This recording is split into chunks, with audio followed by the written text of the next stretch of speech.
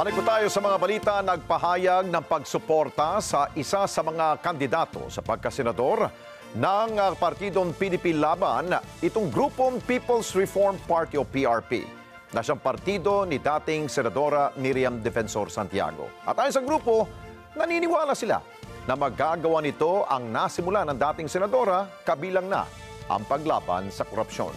Report mula kay Erlo Bringas.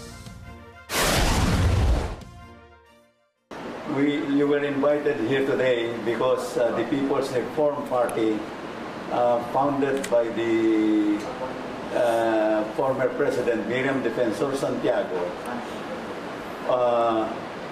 is going to adopt Congressman Dante Marcoleta as its candidate for the Senate. Inanunsyo ng grupong People's Reform Party o PRP ang pagsuporta sa kandidatura ni Senator Albert at sa GIP Party List Representative Rodante Marcoleta. Yan ang ipinahayag ng grupo kasabay ng ilang araw bagong eleksyon 2025. Ayon sa PRP, naniniwala sila na si Marcoleta ang magkakapagpatuloy ng nasimulang advokasya ng dating Senadora Miriam Defensor Santiago ang paglaban sa korupsyon. He continued fighting for the rights of the people and to fight the oppression being done to them. He is exposing all the anomalies and the corruption that is prevailing right now in the Philippines.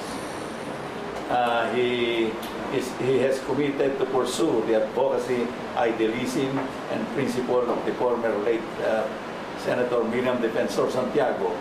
Kagaya nga ng nasabi ko, isang malaking karangalan ito. Hindi naman ito basta-basta partido lang. Ang partidang ito ay naging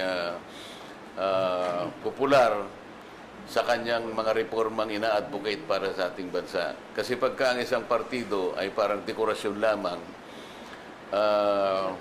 hindi yan masyadong papansinin.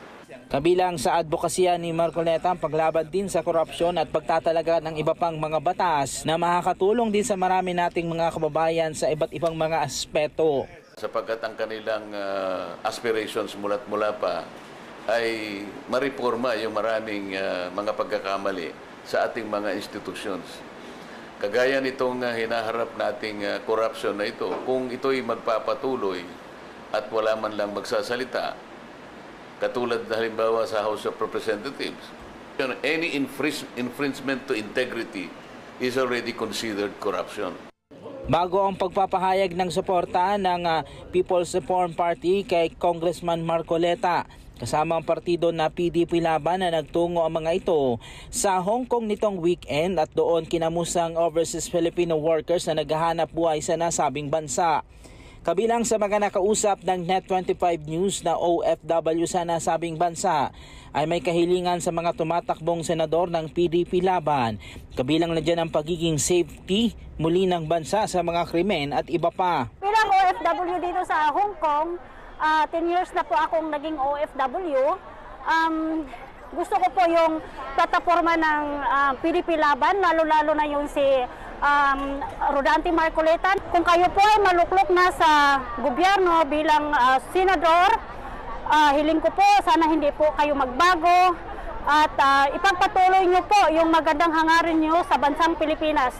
Mahal namin kayo. Dumalo din sa campaign rally ng PDP Laban si dating Pangulong Rodrigo Duterte at Vice President Sara Duterte.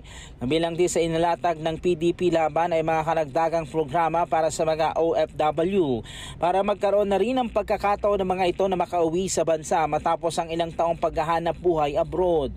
Hanggat ang bansa natin ay hindi nalalagay sa kondisyon na ma-absorb natin lahat ang ating mga kababayan, nagpasyang pumunta doon sapagkat wala nga silang makita rito na opportunities, paano silang makakabalik? Ang lahat na nga doon, tumanda na rin eh.